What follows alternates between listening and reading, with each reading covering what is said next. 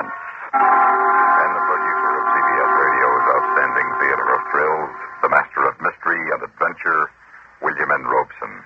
29 and a half hours ago, off San Pedro Light, 41 sleek ocean-going yachts crossed the starting line on the 21st Trans-Pacific Honolulu race. Tonight, this great blue water sports event is the scene of our story of suspense. Written by Sam Pierce, a man who should know his subject, for he is not only the official news correspondent of the race, but a member of the crew of the schooner Queen Mab. To all the contenders of the Trans-Pacific, our best wishes for good luck and good sailing, and our fervent hope that nothing happens to them as frightful as Mr. Pierce has imagined in his story. And now, Blood is Thicker, starring Mr. Everett Sloane. A tale well calculated to keep you in suspense.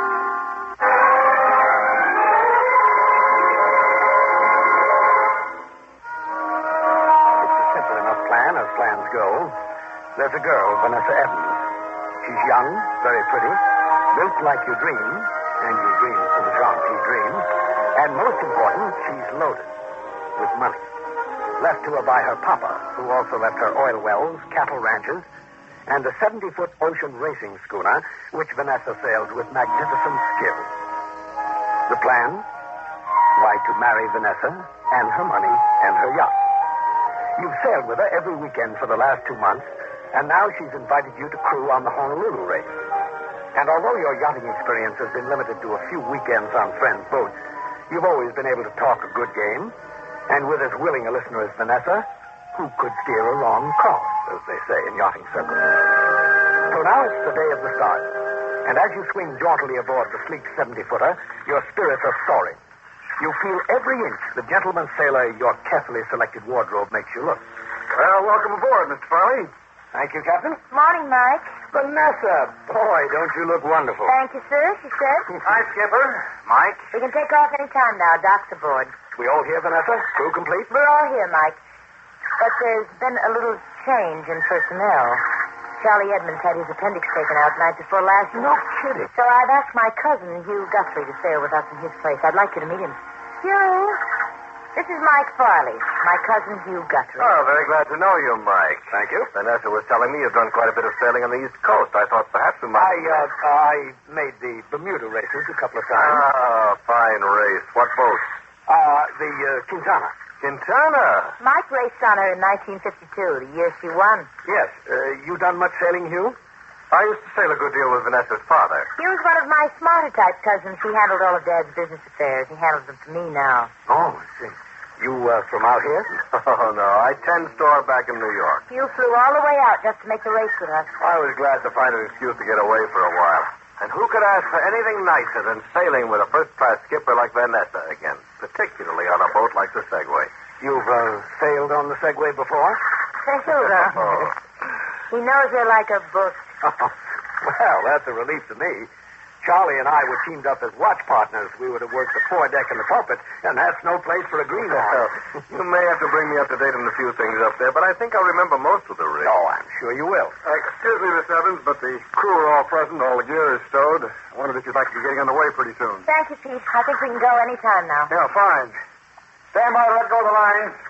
Max, you take the spring line. All right. Mr. Farley, you're stationed forward. You can let go of the starboard bow line. Okay, Pete. And Mr. Guthrie, you're forward with Mr. Farley. You watch Vanessa as she backs the Segway out of the slip into the channel, and you can't help wishing that Charlie Edmonds was your watchmate instead of Vanessa's kissing cousin, Hugh Guthrie.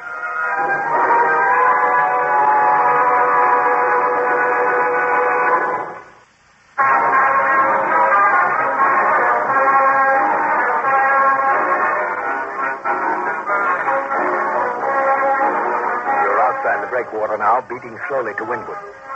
The breeze is fresh, even in the lee of Point Furman, and your uneasiness about your plan and the complications Vanessa's cousin Hugh might present fade out in the anticipation of the most exciting of all moments, the start.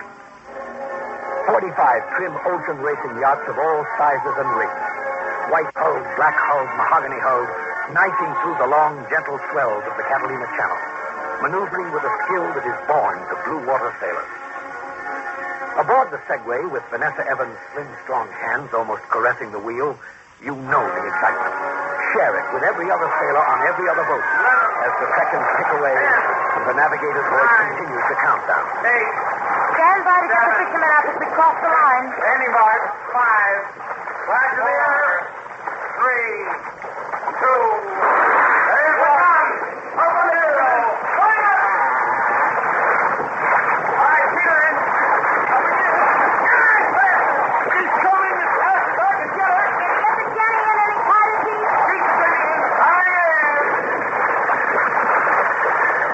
That's good. All right, bring her fast. Was it all right, Chief? If I hadn't been looking, I would have thought your father was at the wheel. Thank you, Chief. Beautiful job, Vanessa. I don't think you had more than 2 seconds to spare. I thought for a minute we were going over the line too soon. I was scared, Mike, really scared. Oh, you handled her like a master. And we're doing great. Look, I don't think there's more than 2 boats ahead of us, maybe 3. Well, that cutter isn't going to wait for us, though. You'll weather us all the way to the west end of Catalina. But once we get around, we can really put some sail on, see what she can do. Well, we're pointing higher than that ketch over there, leading her, too. The ketch? Yeah, right over there to starboard. Oh, the yawl. No, she's a... Oh, yes, of course, she's a yawl. Unless, of course, they've changed things around off your west. No, she's a yawl. It's just sort of a mental block I have. Never can remember which is which. It's easy enough mistake to make. For a blue water sailor? Oh, come now, Mr. Farley. You look at Vanessa, and she's looking intently at the compass, avoiding your eyes. And you look at Hugh Guthrie, and he doesn't avoid your eyes. And you know that you made your first bad mistake. And he knows it, too.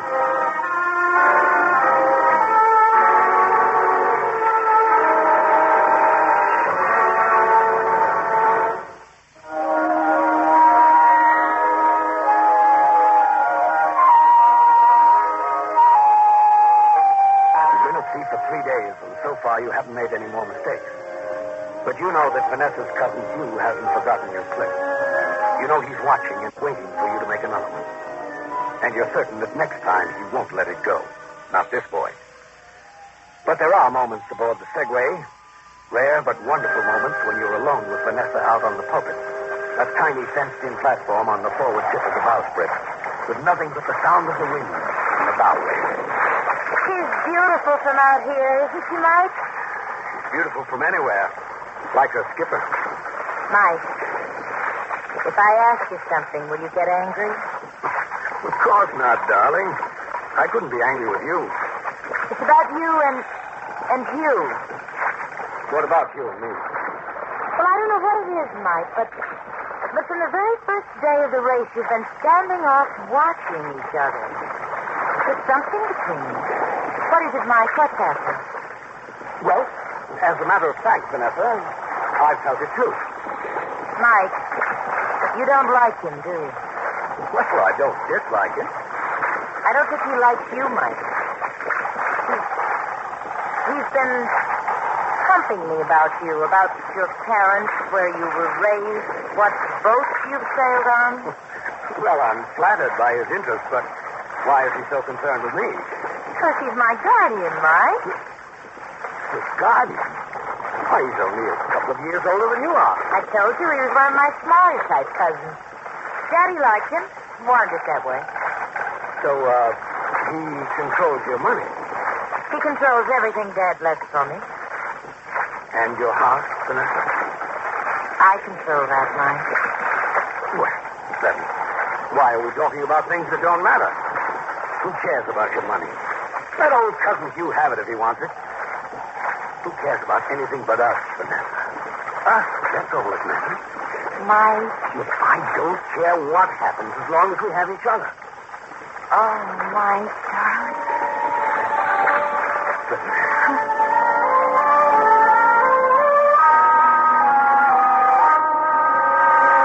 You stay out on the pulpit after Vanessa leaves, and you try to digest this new and unpleasant piece of news.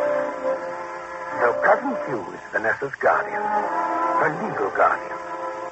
And you think of what a little thing loused up your plan. Just poor old Charlie's appendix. And you begin to hate Charlie, to wish he were dead. Or Why, Charlie? Why not Cousin Hugh? You and he share the midnight to 4 a.m. watch out here on the pulpit every morning. Sailors have gone overboard before. Out here at night, in the dark. A quick push. An accident. An unfortunate, terrible accident. It's the only way out. You know you have to do it. The only question is when.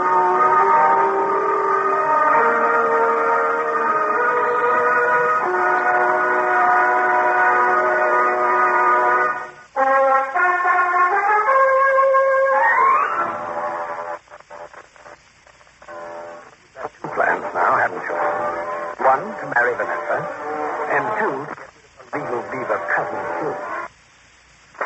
Work until the second is finished. But everything must be just right. The wind must be high enough and the sea rough enough, the night black enough. And 7 days out, midway between San Pedro and Honolulu, the right time comes.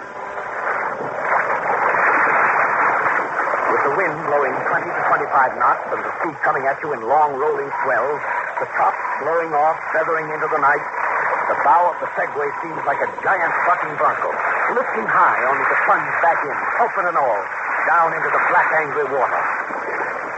You and Hugh are wearing your flotation gear. Small but efficient life jackets that inflate when you squeeze the handle of a CO2 bottle. But you know that Hugh will not stay afloat once he's over the side. You removed the little steel air bottle while Hugh was eating dinner, and in its place you inserted an empty one. And one thing more. You fixed the lifeline fastener on the pulpit so it's ready to be opened at the right time to provide a convenient exit for Cousin Hugh. A broken fastener on the lifeline, they'll say. An accident. An unfortunate accident. So now you're out here on the pulpit with Hugh and you're ready. But before you do anything, you have to know how much he knows about you. You have to. It's almost a compulsion.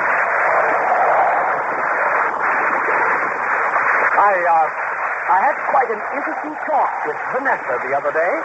Is that so? Yes, we talked about a lot of things. Mostly about you. Really? She said she didn't think you liked me very much. I may have given her that impression. She said you'd been asking a lot of personal questions about me. That's right, I did ask some questions. Why? Because I don't believe a word you say. Just because I made a few small mistakes, like calling a yawl a cat? Oh, the business of the yawl really had very little to do with it. There were so many other things. For instance? Well, for instance, you're sailing as a crew member on the Quintana in the Bermuda race of 1952. It was a year you sailed on it, wasn't it? That's correct. Well, despite the amazingly factual quality of your story, you were not on the Quintana in 1952. You can prove that, of course. Quite simply. You're a good student, Farley. You've obviously done a lot of reading on ocean racing. But you made a mistake in the Quintana story, and a rather bad mistake. You mentioned the names of the crew, but you left out the name of Hugh Guthrie. If you sailed aboard her, how come you left that one name out? Because you weren't on the Quintana. Correction. I seem to have a knack for being a last-minute replacement. On this race, it was poor old Charlie Edmonds. On the Bermuda race of 1952, it was a lad by the name of Kirby Messon.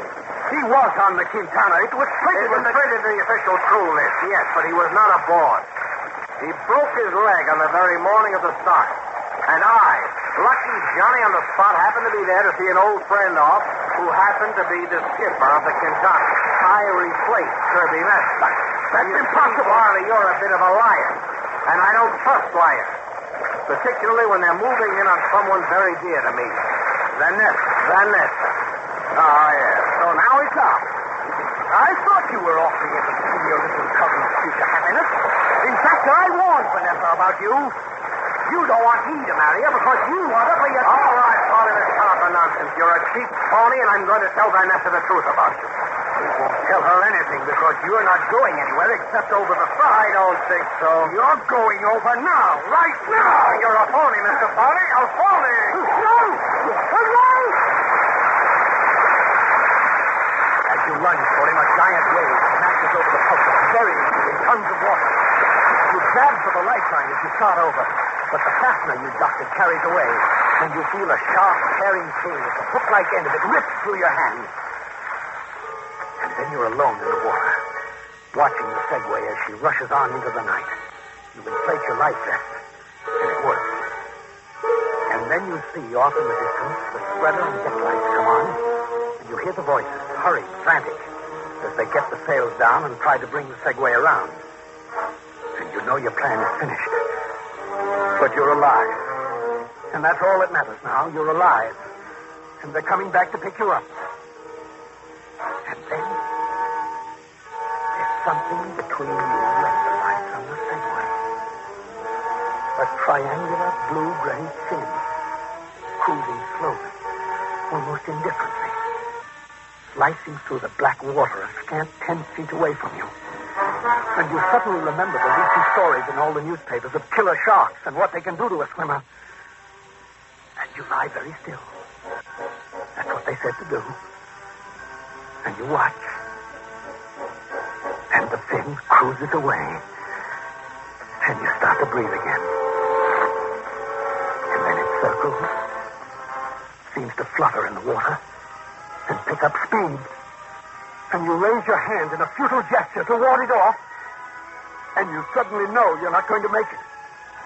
Your hand, sliced to the bone from the hook on the lifeline, is bleeding. And you remember that sharks are attracted to blood. It's the thing that makes them attack. And you open your mouth to cry out. And the cry never comes. Because you're pulled down through the blue-black water. And something has you in a vise of razor-sharp teeth. And then you do scream. With the last breath you have. And no one hears you. Or ever will.